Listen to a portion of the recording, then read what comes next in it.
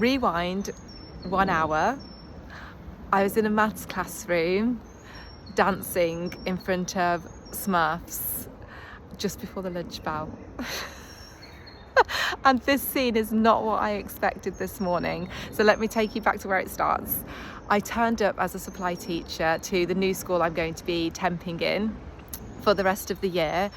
And I saw straight away it was fancy dress day for year 11, like the last day of school. And there were trolls, the ones from the film where their hair was gelled up and brightly coloured pink, matching there were pink bodies. Then there were Mario Kart drivers that had made real Mario Kart go-karts out of cardboard. There was everything in between, like the character from the Disney film Up, the little boy that does his adventure badges with the balloons. So you can imagine this, maybe 200 girls dressed like they'd been planning it for the whole year, definitely up since 5 a.m, getting ready and put their makeup and heels on to go with their outfits, sparkles, the works. And I just knew that this year group, they were creating memories that they would have for the rest of their lives. It was possibly the best day of their life. So I just felt so so happy that I could be a part of this day with them. So I got given my cover lessons in the morning, a double year 9 to start with, and then a really big gap actually, and then later on in the day I think it's a year 7 or year 8 maths class as well, and I'd be handing over and having a meeting with the teacher and taking their classes.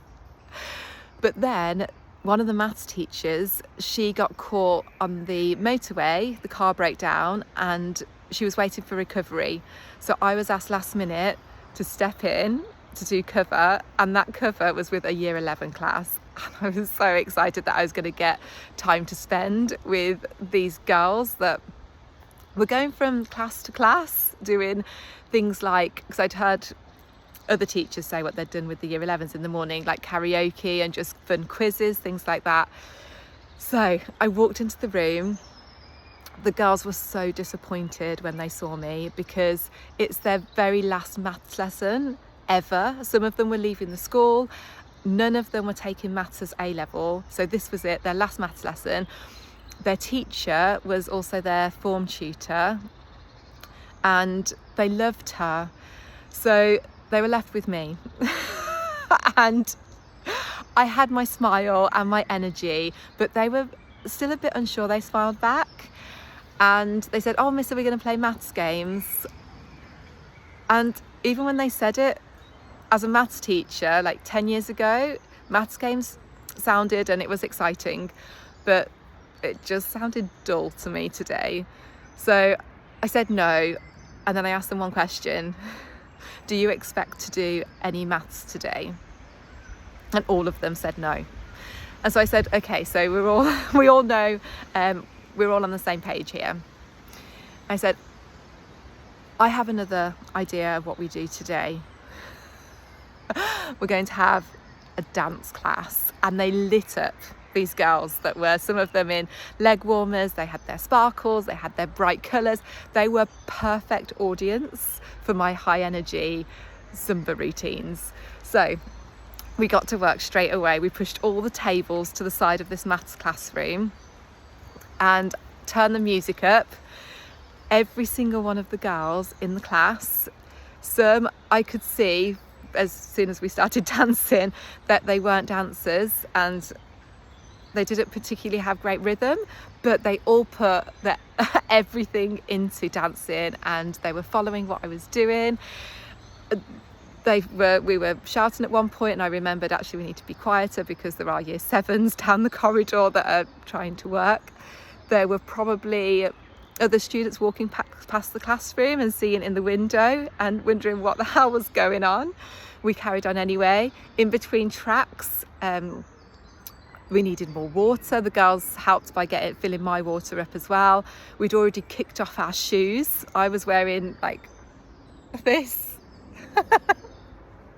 Completely inappropriate dance wear. Them even more so. Like I said, they were dressed as Smurfs and trolls and all sorts of things. So the shoes came off And about 4 tracks in, their real teacher had managed to get away, had been recovered from her car incident, had walked in and the girls shouted over to her. She probably didn't know what she'd walked into, surprised as anything that there was dancing in the maths room. But she was a great sport, and she said that she'd sit at the side and watch and settle after her ordeal that morning. And we carried on and did an extra 2 salsa tracks. And the girls, they really enjoyed learning these routines. I don't think they'd done that kind of style before.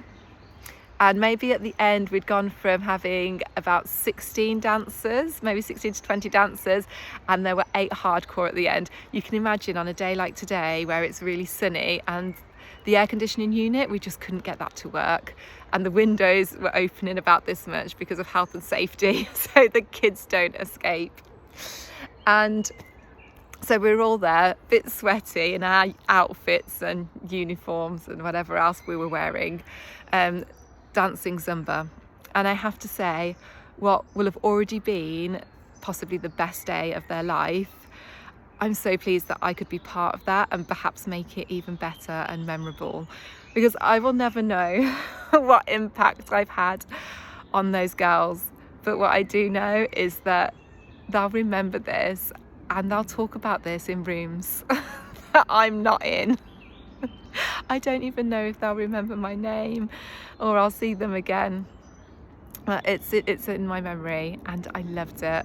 I've just come out of that class. I left them with their teacher because they really wanted to see their teacher today, and they've got an extra 20 minutes at the end. I've got 2 hours, so lunchtime and a free period before I teach again. I think I'm going back into a maths classroom, so I need to bring the frequency back to learning maths. And I did I thought I'd go for a long walk, and from the classroom window I could see it stretching out, and a really nice path going into the woods. And so I asked the teachers, where can I find that path that leads into the woods, because I want to go for a walk. And they all looked at me a bit confused.